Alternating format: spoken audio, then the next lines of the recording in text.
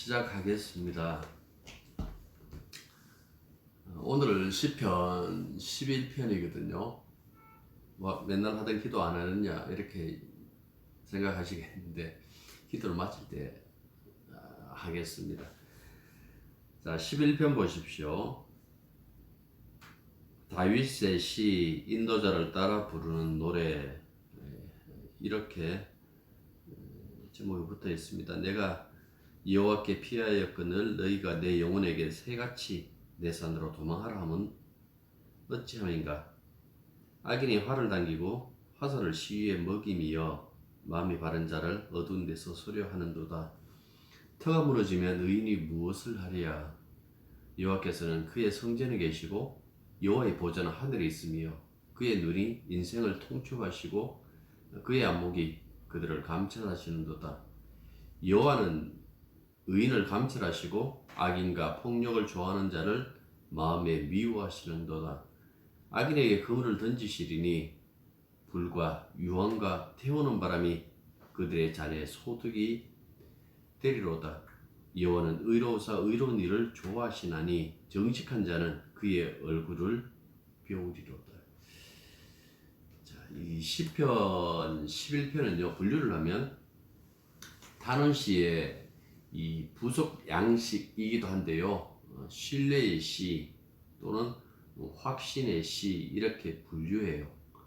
이 시는 2부 구조로 되어 있는데 1절부터 3절까지는 탄식, 그리고 4절부터 7절은 자신의 그 확신을 노래하고 있습니다. 절박한 위기에 빠진 시인 다윗이라고 되어 있는데 이 다윗 왕 혹은 다윗에게 바치는 노래이겠습니다만은, 성도에게 가장 안전한 피난처는 자기가 야훼 하나님이다 이렇게 생각하고 확신하고 있었는데, 자신에게 위기가 닥치자 주변에서 한결같이 하는 얘기가 무엇인가 하니까 새같이 내 산으로 도망하라 하는 이 충고를 받았다는 거예요. 이 충고를 하는 자들은 어떻게 보면 현실에 대해서는 가장 정확하게 진단하고 그것을 바라볼 수 있는 그 눈을 가진 자들이겠죠. 그 자들이 자신에게 이렇게 충고했는데도 시인은 그것을 참 받아들인 것이 아니라 자신은 끝까지 피난처 되시는 야훼에 대한 자신의 신뢰를 깨치지 않겠다라는, 깨트리지 않겠다라는 그 마음을 담은 노래가 바로 시편 11편입니다. 자, 1절 보십시오. 내가 여호와께 피하였거늘 너희가 내 영혼에게 새같이 내 산으로 도망하라 하면 어찌맨가. 앞서도 말씀드렸던 것처럼 시인은 지금 상당히 어려운 그 환경에 처해져 있는 거예요. 주변 친구들이 그에게 우선 피하고 보자는 여기에서 빨리 도망치라는 그런 권고를 하고 있죠. 피하는 것이 상책이다 라는 것은 어떤 때는 그 옳은 일이기도 해요. 앞서도 말했지만은 현실에 민감하고 현실을 누구보다 잘 아는 자들이기 때문에 그렇습니다. 그래서 새같이 내 산으로 도망하라 하고 지금 이렇게 권고하는 거예요. 이 말 속에는 누구도 너의 도움이 되지 않는다라는 것을 담고 있겠지요. 사람들이 위기가 닥쳤을 때에 그것을 견디기 위하여 버텨보지만은 사실은 10중 8구 다 이렇게 넘어집니다. 어려운 일이 당하면 신앙이 있든 없든 간에 두 가지 태도가 나타나죠. 하나는 가장 많이 나타내는 태도인데요, 현실을 도피하는 거예요. 도망치는 것, 그 어려운 현실로부터 자기가 도망치는 것, 가장 많은 거죠. 새가 산으로 들어가는 것처럼 현실에서 도피하는 것. 그래서 가장 간단하게 자신을 위안하는 거예요. 어쩔 수 없었어. 이거는 내가 피하는 방법밖에 없어. 나는 여기서 벗어날 수밖에 없었어. 라는 어떤 자기 위안을 하는 그 방법으로 택한다라는 그 말씀입니다. 연예계의 이 자살률이 높은 것은 어제 오늘 일이 아니죠. 일반인들보다 높은 그 자체는 그들의 삶 그 자체가 어떻게 보면 비현실적이기도 하고 마치 꿈속이냐, 한번 취하면 도무지 거기서 빠져나올 수 없는 어떤 그런 삶이 주어지기 때문에 그렇지 않는가라고 생각해요. 대중들이 자기를 주목하고 사랑한다라는 것, 여러분들 거기에 또 이 부유함이 부차적으로 따라오기도 하고요. 그런데 자신을 좋아했던 그런 사람들이 한순간에 등을 돌리면 그걸 견디지 못하는 거예요.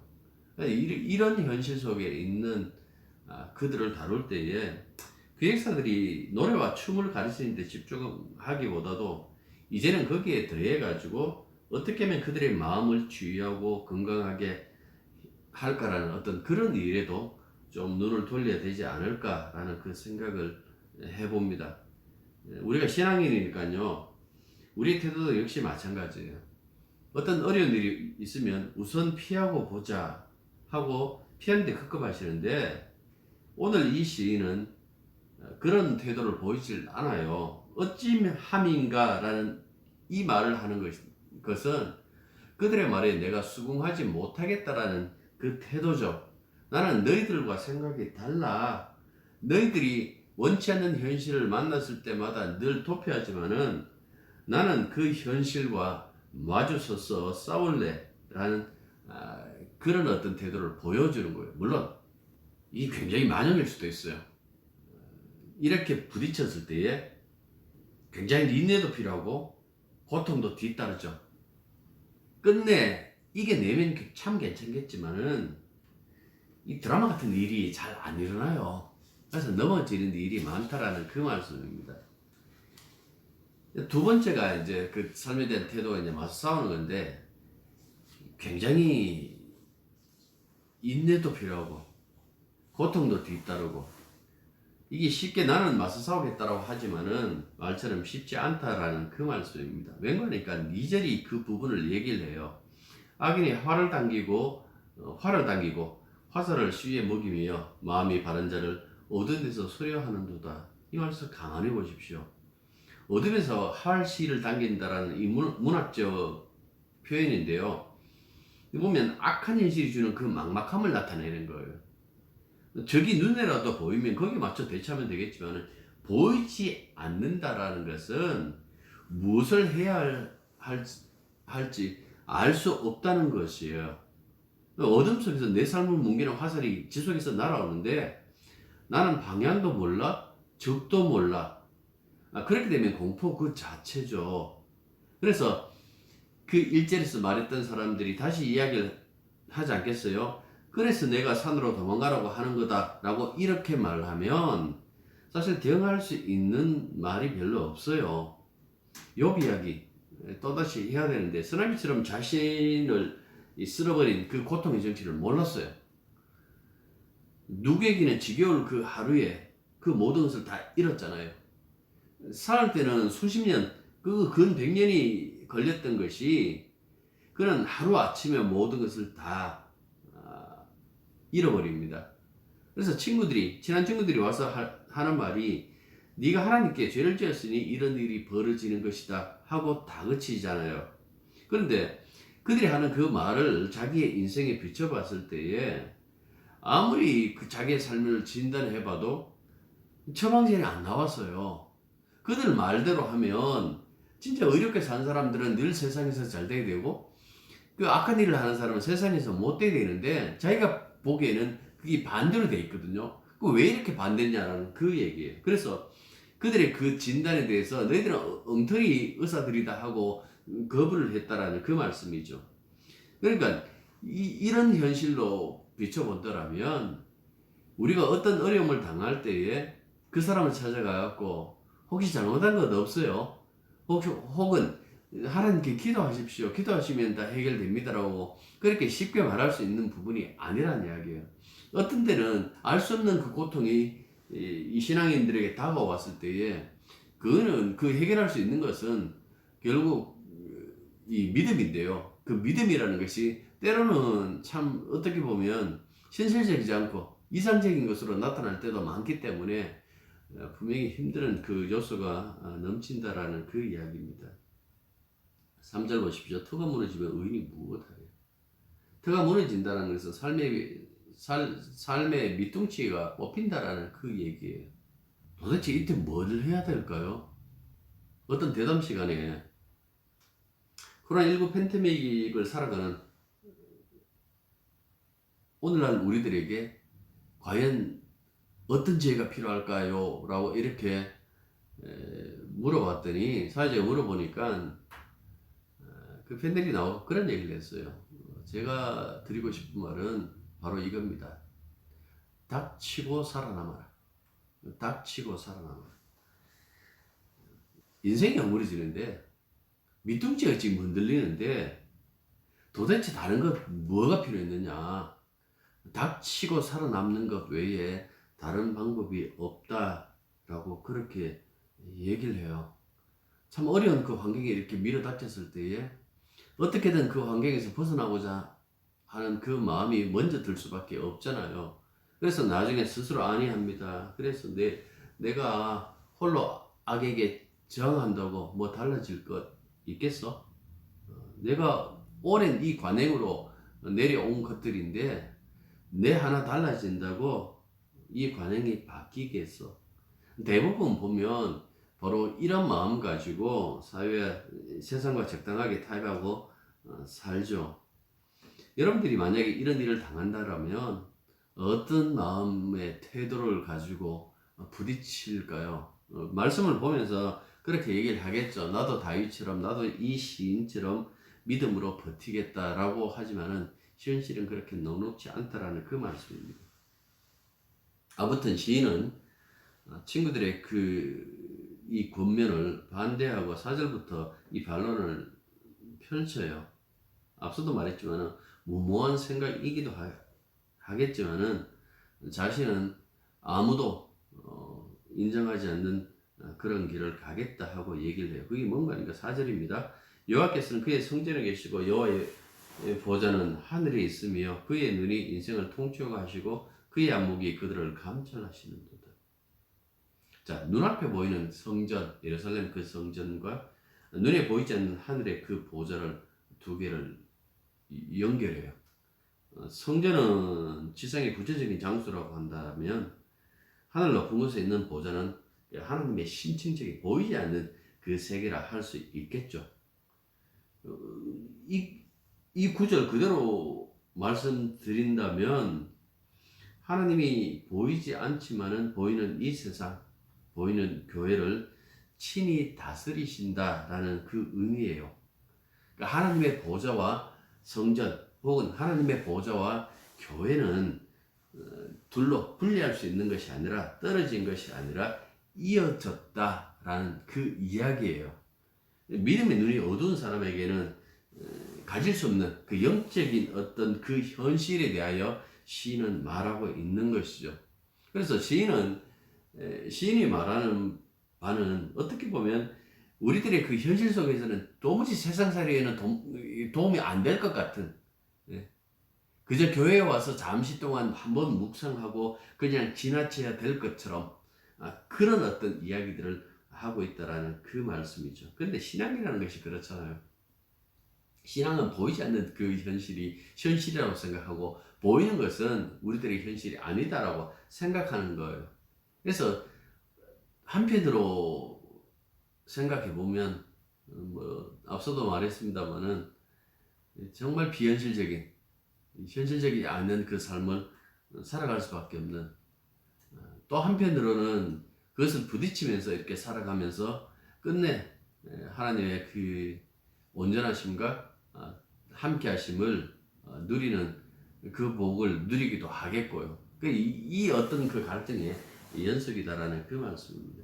사자굴에 던져진 다니엘 그 이야기는요, 영적인 현실을 이야기하는 그림 언어죠.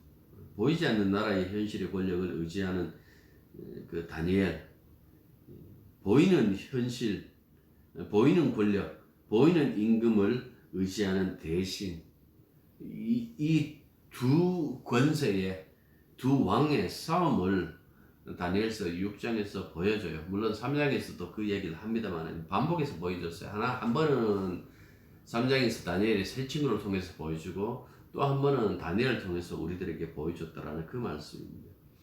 아무튼 눈에 보이는 권력, 보이는 그 왕을 이용해서 다니엘을 사자굴에 던지는 일에 이 적들이 성공을 하죠. 그때까지는 보이는 것을 의지하는 그들이 보이지 않는 하나님을 의지하는 다니엘을 이겼다라는 그 말씀입니다. 그런데 다니엘서를 보면 그들이 이긴 것은 바로 하룻밤 하고 이렇게 얘기를 해요. 그렇게 길지 않은 하룻밤이었다라고 이렇게 얘기를 합니다. 왠가 하니까 하나님이 하늘 보좌에서 사자굴에 들어간 다니엘을 보셨기 때문에 그렇다라는 그 말씀이죠. 그러니까 그 순간 사자굴은 하나님의 성전이 되었다라고 봐야 돼요. 천사들은 사자의 입을 봉했고 사자들도 굴복했기 때문에 그것은 이 사자굴은요 죽음의 굴이 아니라 생명이 넘치는 하나님의 성전이 되어버리고 말았다라는 그 말씀입니다. 대부분은 이 이야기 읽으면서 다니엘이 사자굴에 살아나온 그 사실에만 주목해요. 나도 기도하면 내게도 저런 승리가 주어지실 것이다 라는 그 소망을 품죠. 하지만 다니엘이 믿음으로 그런 결정하기 전까지 무엇을 포기했는지 그런 부분에 대해서는 관심을 두지 않는다라는 그 말씀입니다. 다니엘은 무엇을 포기했을까요? 페르시아 그 당시에 가장 강력했던 그 페르시아의 총리 자리를 포기했어요. 그것만 포기했나요? 권력만 포기했나요? 아니에요. 자기 목숨도 포기했어요. 그러니까 자기의 목숨도 포기하고 사자굴 속에 들어갔다라는 그 말씀입니다. 믿음을 위하여, 보이지 않는 하나님을 향한 그 믿음을 위하여 자기가 쥐고 있는 모든 것들을 포기하고 거기에 들어갔다라는 그 말씀입니다. 우리는 살기 위하여 어떻게든 내가 살아야 되니까요. 하나님 날 좀 도와주세요. 사자굴에서 사자의 입을 봉하신 하나님께서 이 어려움을 당한 나를 왜 안 건져주십니까? 하는 그 마음으로 기도하면서 다니엘에게 응답하셨던 하나님 내게도 응답해 달라고 얘기를 하는데요. 여러분들은 안 버렸어요. 그렇게 생각하는 사람들은 안 버리고 하나님 앞에 나를 도와주세요라고 그렇게 얘기를 해요. 그러면 내가 버리면 하나님께서 다니엘처럼 나를 살려주실까요?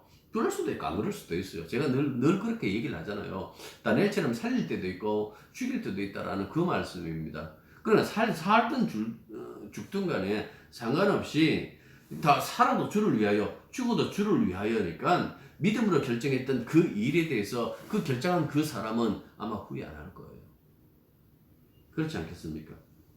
주님이 이 시인은 왜 이렇게 결단을 할까요? 5절 보십시오. 시인이 바라본 그 하나님의 모습입니다. 여호와는 의인을 감찰하시고 악인과 폭력을 좋아하는 자를 마음에 미워하시는도다 이렇게 말씀했어요. 하늘 높은 보좌에 앉아 계시는 그분이 이 세상을 꿰뚫어 보신다.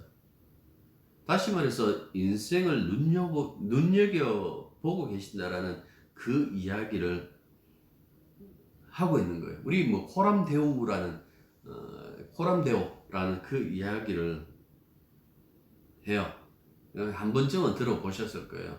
말 그대로 하면 이 라틴어인데요. 하나님 앞에서라는 그 의미입니다. 하나님 앞에서라는, 하나님이 나를 보고 계시다라는 그것을 명확하게 인식한다라면 함부로 그렇게 행동하지 않겠죠. 함부로 결정하지도 않겠죠. 하나님의 어떤 그 생각을 헤아리려고 하겠죠. 앞서서 제가 다니엘서 얘기를 했지만은 다니엘서 2장이 굉장히 중요해요. 왜 중요한가 하니까 그 2장 느부갓네살의 꿈 그리고 그 꿈을 해석하는 다니엘을 통해서 다니엘과 그 친구들에게 그 해준 이야기가 하나 있어. 그게 뭔가 하니까 그 거대한 우상 하나가 서 있다가 금머리 그 있잖아요. 은가슴 이렇게 있는데 그게 하늘에서 뛴 돌에 의해서 한꺼번에 한 번에 이렇게 무너져요.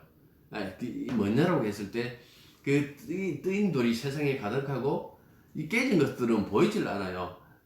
뜨인 돌만 세상에 가득하고 영원하다라는 그 얘기를 하더라고요. 그게 하나님 나라 이야기를 하잖아요.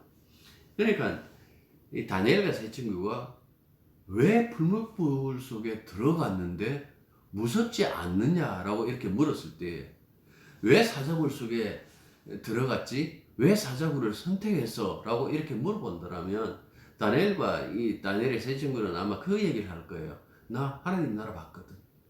그 나라 영원하더라고.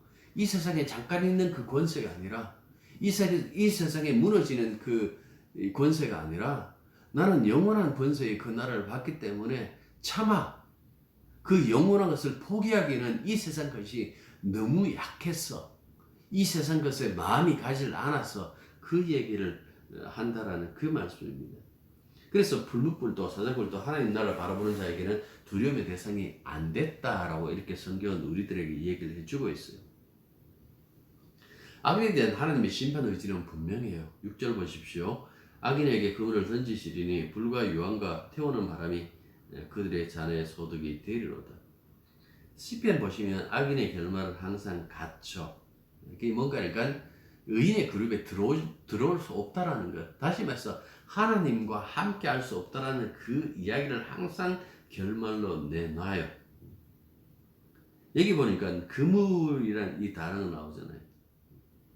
그물은 빠져나갈 수 없다라는 그 의미를 담고 있겠죠. 지난주에도 이 성경 구절 읽었는데요. 한 번 더 읽어볼게요. 또 천국은 마치 바다에 치고 각종 물고기를 모으는 그물과 같으니 그물에 가득함에 물가로 끌어내고 앉아서 좋은 것은 그릇에 담고 못된 것은 내버리느니라. 세상 끝에도 이러하리라. 천사들이 와서 의인 중에서 악인을 갈라내어 불무불에 던져 넣으리니 거기서 울며 이 갈미 있으리라. 소위 말해서 의롭다 하는 사람들이 막 몰려왔는데 그 중에서 악인을 꺼내겠다는 이야기. 가라지 속에 곡식 안에 가라지 뽑듯이 주사고 난 다음에 그것을 다 뽑아내겠다. 여기서 그물이라는 것은 그만큼 심판의 의지가 크다라는 그 말씀을 해주고 있어요. 그래서 악인이 받을 그 잔의 소득이 뭐라고 했습니까? 불과 유황을 태우는 바람, 이렇게 얘기를 했어요. 불과 유황을 태우는 바람, 이게 뭘까요? 그 악을 징벌하는 그 모습 속에서 소돔과 고모라 이야기 나오잖아요. 소돔과 고모라 이야기. 여러분들 그 소돔과 고모라 이야기를 사실은 품고 있는 거예요. 이 불과 유황 속에 악행과 폭행을 일삼다가 그냥 본보기라 망했던 그 소돔과 고모라 그 이야기를 하는 그 이야기를 하면서 악인의 최후는, 악인의 결말은 이렇게 끝난다 하고 말하는 거예요. 자, 마지막 절 보십시오. 여호와는 의로우사 의로운 일을 좋아하시나니 정직한 자는 그의 얼굴을 배우리로다. 자, 하나님의 의로움은 또 그가 좋아하시는, 기뻐하시는 의로움은 윤리적이고 도덕적이지 않다라는 그 얘기를 정말 여러분들 많이 했습니다. 그죠? 이거는 주님과의 다른 관계 속에 있는 것. 들어서 뭔지 안 하는 인간이 있을까요? 없다는 그 얘기 많이 했죠. 따라서 교회가 누리는, 성도가 누리는 그 하나님의 의도 역시 마찬가지예요. 우리가 누리는 의는요, 대속의 의예요. 십자가의 대속, 십자가의 그 대속의 의, 그 다음에 그리스도 안에서 관계의 의다라는 그 말씀입니다. 그래서 의로운 사람이에요. 우리는 의롭다고, 그리스도 안에 있을 때 의롭다고 그렇게 인정을 받는다라는 그 말씀입니다. 우리의 삶의 태도로, 우리의 행동으로 그렇게 의가 되는 것이 아니라 바로 그 대속으로 말미암아, 관계로 말미암아 우리가 의롭다라고 이렇게 인정받는다라는 그 말씀입니다. 마지막에 보면 그의 정직한 자는 그의 얼굴을 비오리다라고 이렇게 얘기를 했어요. 하나님의 얼굴을 우리가 볼까요? 천국 가면? 하나님 얼굴을 보면 죽는다라는 것은 일단 잠시 내려놓고 생각해도 하나님의 얼굴을 본다라는 것은 불가능하겠죠. 왜? 하나님은 영이심이라는 그 말씀 속에서 우리와 같이 육체를 입고 있지 않다라는 그 말씀을 하고 있습니다. 그러니까 하나님은 영이시다라고 했을 때에 물론 뭐 영혼이라고 생각 보이지 않는 것 뭐 이런 의미로 말씀하시는 것은 아니다 할지라도 이 구약 성경에서 하나님의 얼굴을 본다라는 것은 이게 하나의 이 우리 문화 기법인데요. 하나님의 얼굴을 본다, 하나님이 얼굴빛을 비춘다라는 것은 그들에게 은혜를 베푼다, 그들을 사랑하신다, 그들을 구원하셨다라는 그 의미가 담겨 있고요. 하나님의 얼굴을 가렸다, 얼굴을 숨겼다라는 것은 그들을 징계한다, 그들을 심판한다라는 그 의미가 있어요. 그래서 여기서 하나님의 얼굴을 본다라는 것은 하나님이 우리를 영접하시고 당신의 그 절대적인 그 생명, 절대적인 그 평화, 절대적인 자유, 그 사랑, 그 은혜의 선물 안으로 우리가 들어갔다라는 그 어떤 그 영적인 상태를 그 하나님의 얼굴을 본다라는 그 이 문학적 기법으로 표현했다라는 그 말씀입니다. BMK라고 아주 우리 그 노래를 시원하게 부르는 가수가 있는데요. 이 가수가 부른 노래 중에서 물들어라는 이 노래가 있어요. 물든다. 우리가 이제 화라는 그 부분을 써요. 복음화 혹은 뭐 기독교화 되었다. 이게 물들었다는 뜻이거든요. 물들었다라는 뜻인데 도대체 내가 복음으로 물들었다는 것은 무엇일까요? 그 할렐루야를 입에 달고 사는 것? 이것일까요? 아니면 무슨 일이 있으면 예배당에 쫓아와서 기도부터 하는 것? 이런 태도일까요? 아니면 일이 안 풀리면 죽자 살자 금식하는 그런 것을 가지고 복음에 물들었다라고 그렇게 얘기하는 것일까요? 아닙니다. 복음에 물들었다는 것은 바울이 그렇게 고백하죠. 나는 그리스도의 십자가 외에 십자가에 못 박힌 것 외에 다른 것을 알기를 원치 않는다라는 그 고백처럼 진실로 그 십자가를 중심으로 모든 것을 생각하는 거예요.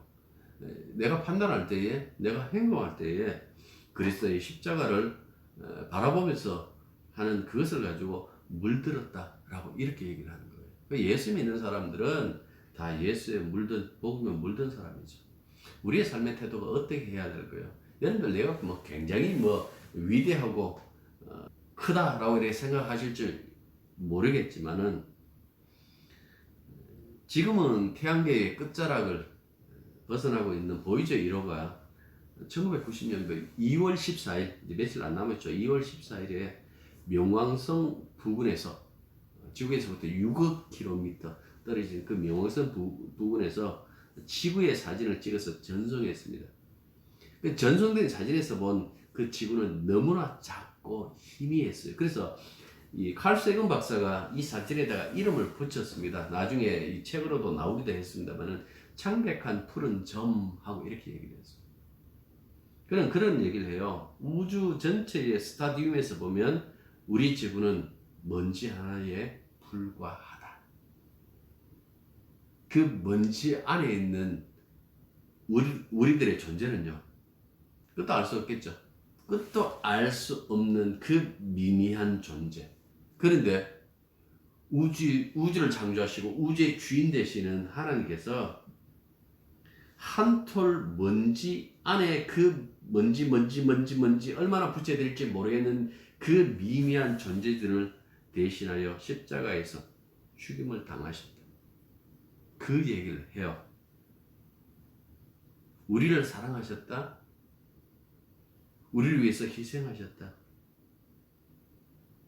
여러분들, 따라서 성도가, 교회가 이 주님을 사랑하고 주님을 피난처로 삼는 것은 너무나 당연한 일이지 않을까요?